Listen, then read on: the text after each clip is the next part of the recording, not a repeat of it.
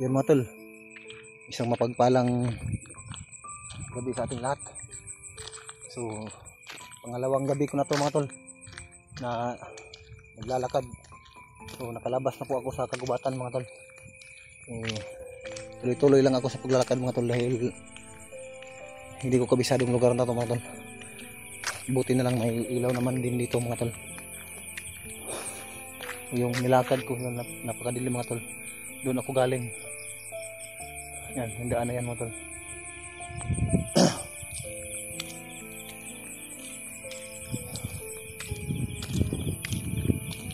So hindi na lang ako nag-video mga tol. Paglabas ko sa kagubatan ay tuloy-tuloy na yung pag-alis ko.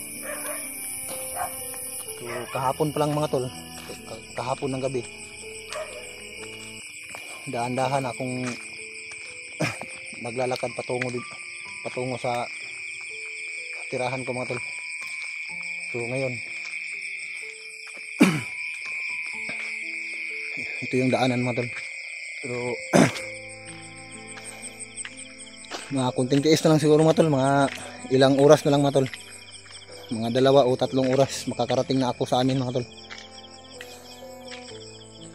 So buti na lang hindi na madilim dito mga tol, hindi katulad nung dinaanan ko doon, walang ilaw.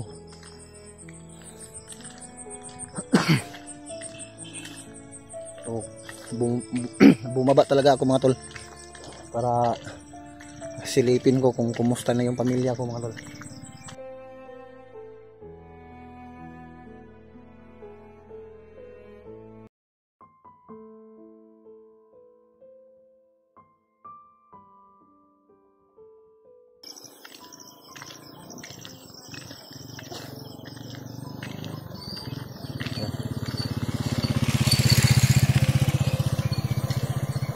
May dumaan napalingon sa akin bro, hindi ko naman kilala yung mga tol.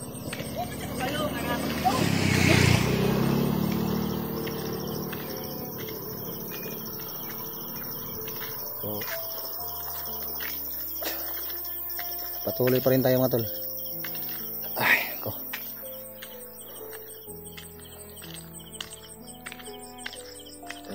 mga alas 9 na ng gabi mga tol, alas 9:20. Hinga muna ako sandali mga tol. Nangangalay na yung kita ko sa kakalakad. So umalis pala ako mga tol, gubatan, kahapon pa ng gabi. So tuloy-tuloy yung paglakad ko hanggang kaninang umaga, kaninang tanghali at hanggang ngayon ay patuloy pa rin ako sa paglalakbay mga tol, hanggang sa makarating ako sa aming tahanan. So medyo distansya pa ako sa amin mga tol.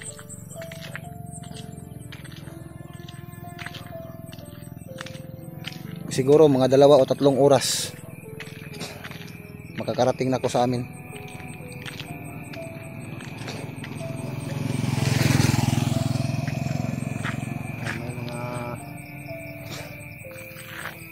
Motorsiklo na dumaan pero hindi naman nagpasakay, baka natakot siguro sila dahil yung postura ng pananamit ko, baka natakot sila siguro mga tol.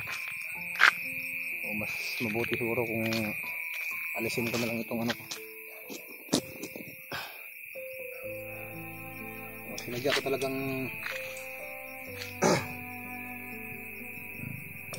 dalhin tong bag kasi nandito yung gamit ko mga tol, kung sakaling may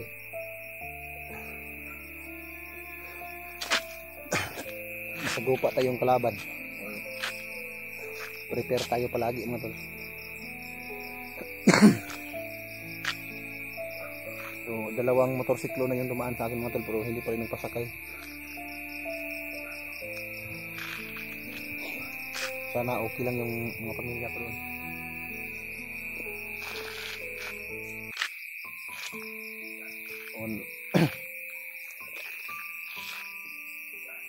dahan-dahan pa rin tayo mga tol hanggang makauwi tayo.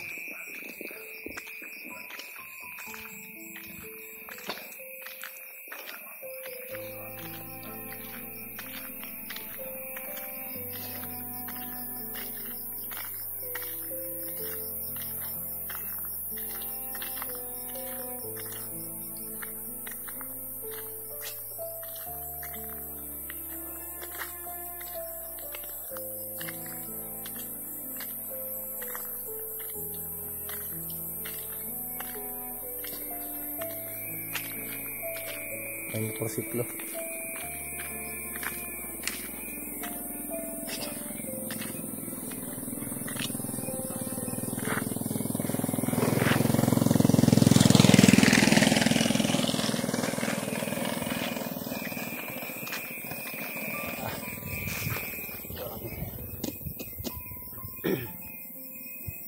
So, napapansin ko mga tol,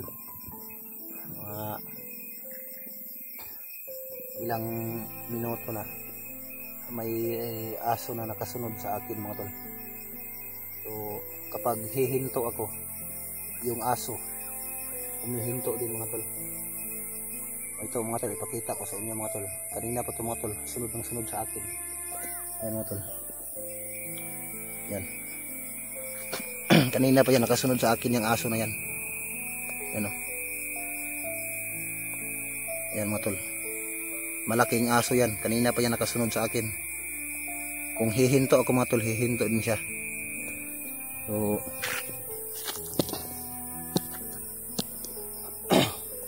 habang nagpapahinga ako, pinagmamasdan ko pa rin yung aso. Malaking aso to mga tol.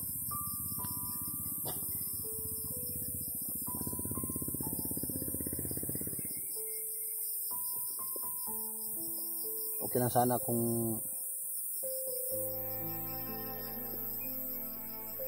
may dumaan na motorsiklo magpasakay. So, takot din siguro na magpasakay mga tol dahil masyadong madilim tong lugar na ito. Tapos walang mga bahay na madaanan mo, pero may mga ilaw din naman, mga poste.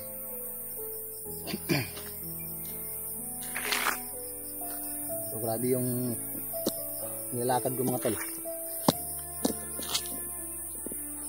Kahapon ng gabi, banda alas 11 ng gabi mga tol, yung pag-alis ko doon sa kagubatan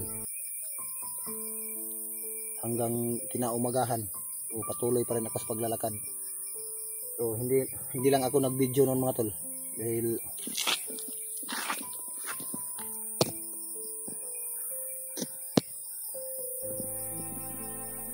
masyadong critical yung area yun paglabas ko kagabi. Tapos malakas yung ulan, kaya hindi na mag-video. So pagdating ko doon sa may bayan, nakasakay ako. So kulang man yung pamasahe ko, kaya yun, naglalakad na lang ako papunta dito.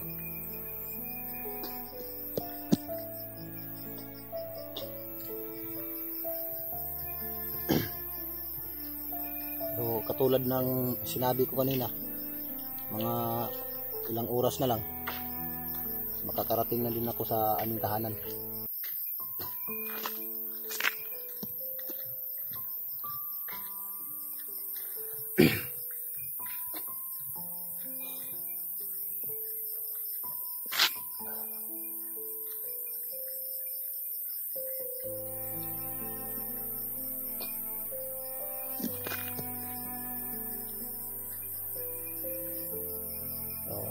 Dahan-dahan tayo mga tol, baka abutan tayo ng ulan. Grabe yung ano mga tol, yung aso dito malapit lang sa akin mga tol. Parang nagmamasid din siya sa akin mga tol.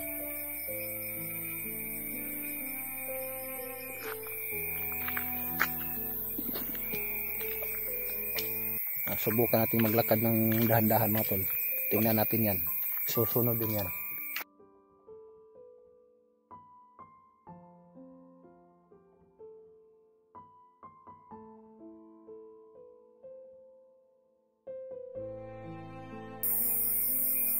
May tao na lumabas doon mga tol. Naglalakad doon sa unahan. Pasuray-suray. Parang lasing ata. Iwan ko lang kung saan yan galing. Biglang lumabas yung tao.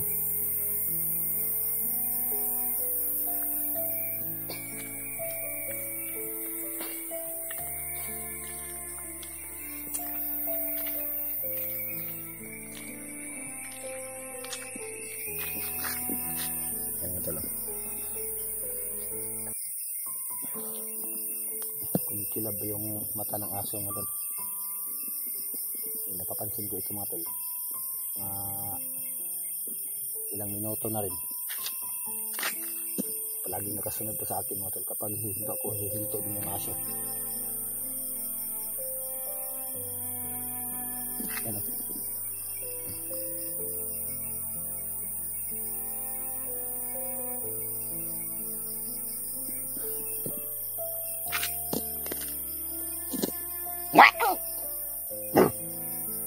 Yun. Hindi natakot. Nakatitig lang sa akin. Babarilin kita kung ayaw mo umalis.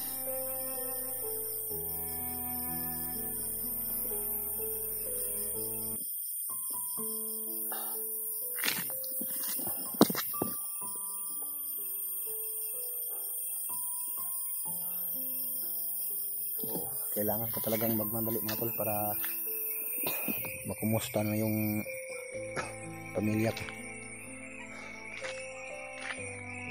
Ang aso mga tol. Nandun sa medyo madilim.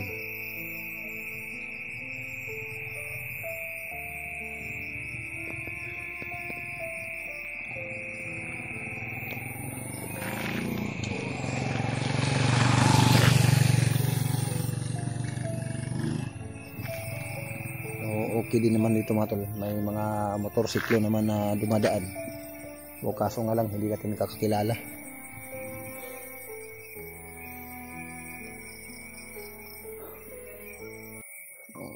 Pinagmamasdan ko lang yung aso mga tol. So ibang kutob ko dito mga tol. Iligaw natin tong asong ito.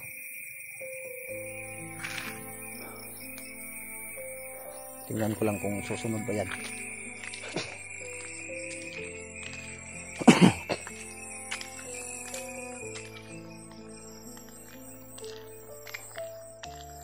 Sakto may mga ano na dito mga tol. May mga bahay na dito mga tol.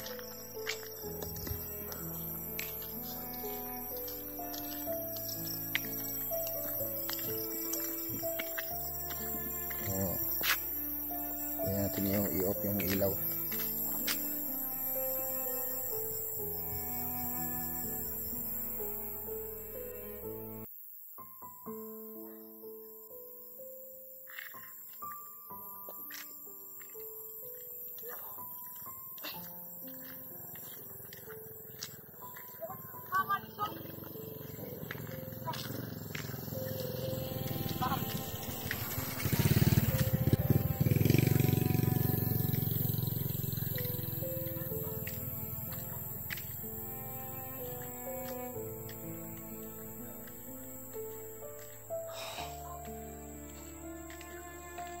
Yung daanan mga tol, pero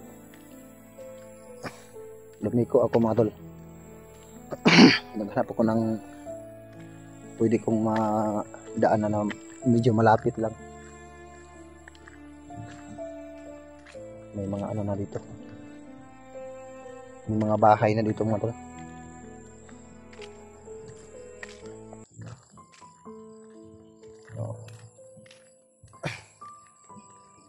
Yung daanan ko kanina, medyo kinakabahan ako doon dahil napakatahimik.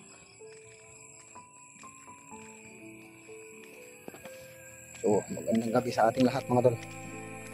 Kunting tiis na lang, makarating na ako sa aming daanan.